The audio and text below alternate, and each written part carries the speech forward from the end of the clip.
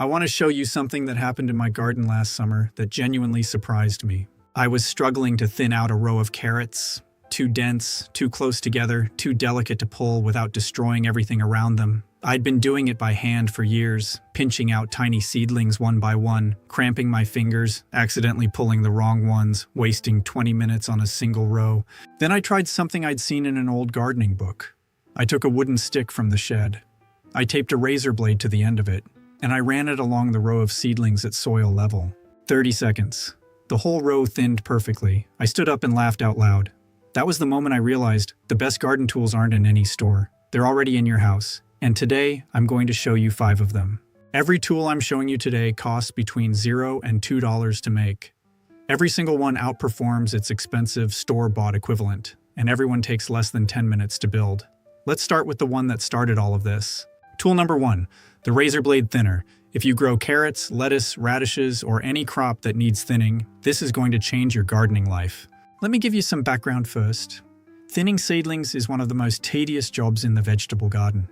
You sow seeds densely because not all will germinate, and then once they come up, you remove the excess so survivors have enough space to develop. Too many plants competing for the same space, and none of them reach their potential. The problem is that seedlings, especially carrots and lettuce, are impossibly small and fragile. Their roots are already beginning to intertwine with their neighbors.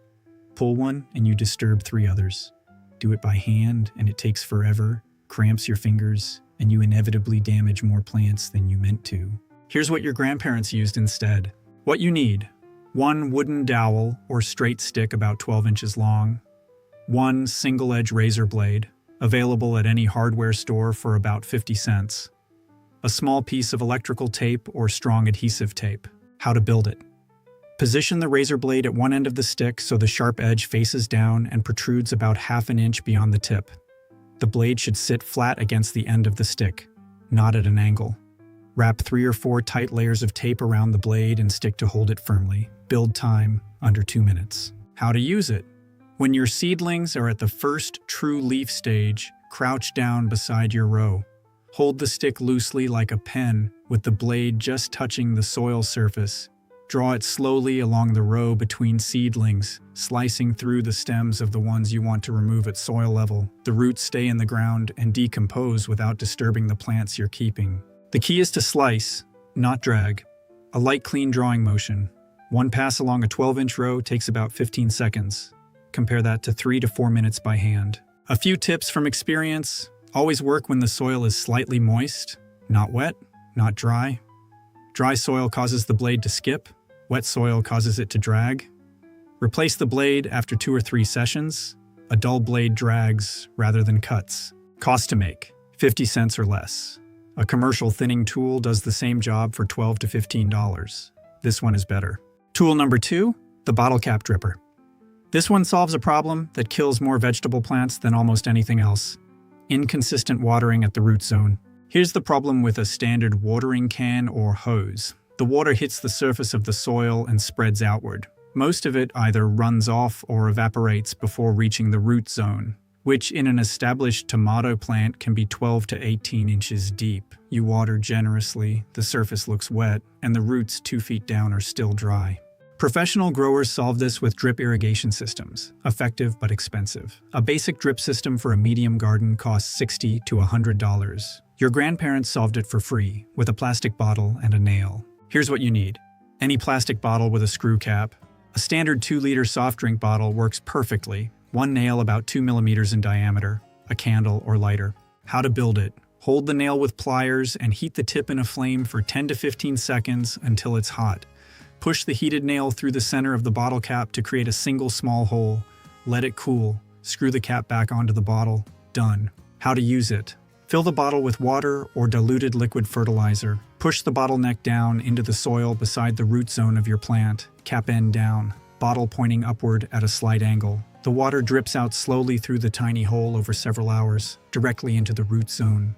The genius is the delivery rate. 1 small hole in a standard bottle cap delivers water at roughly 1 liter per 4 to 6 hours. Slow enough that the soil absorbs every drop.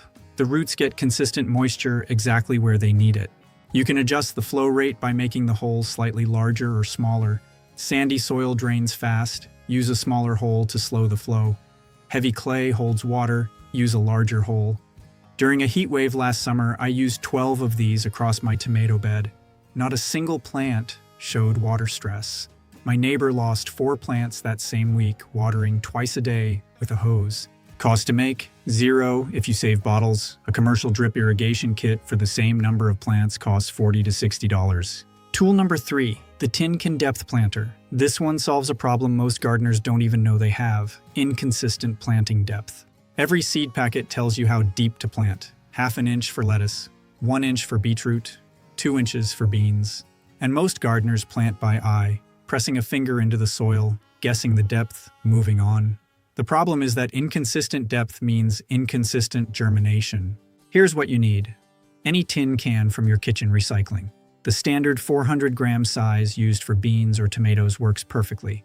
A permanent marker, that's all. Seeds planted too shallow dry out before they can germinate. Seeds planted too deep exhaust their energy before reaching the surface. When you're planting 50 holes in a row and doing it by eye, your germination rate across the whole row will be inconsistent. Professional growers use dibbers, pointed planting tools, for consistent depth. A decent dibber costs $8 to $15. Your tin can does the same job for free. How to build it. Wash and dry the tin. Remove the lid completely so both ends are open. Measure from the base upward and mark lines at 1/2 inch, 1 inch, and 2 inches. Label each line. Done. How to use it. Press the base of the can into prepared soil and twist slightly. When you lift it out, you have a perfectly round, clean-sided planting hole. The depth is controlled by how far you push the can down, and your marked lines tell you exactly where to stop. Wrap a rubber band around the can at your desired depth. The rubber band creates a tactile stop. You feel it hit the soil surface and know you've reached the right depth without looking down. This makes planting a full row dramatically faster.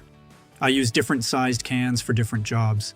Standard 400-gram for most vegetables. Smaller sardine tin for onion sets and garlic.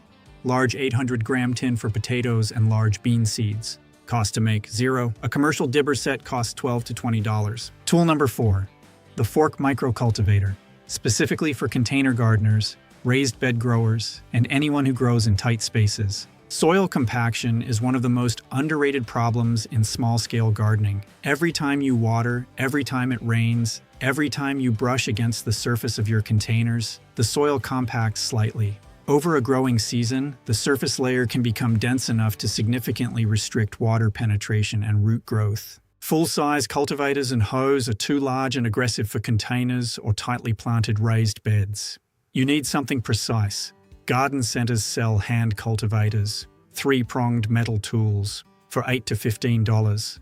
But you have something in your kitchen drawer right now that does it better for specific tasks: an old dinner fork. Here's what you need.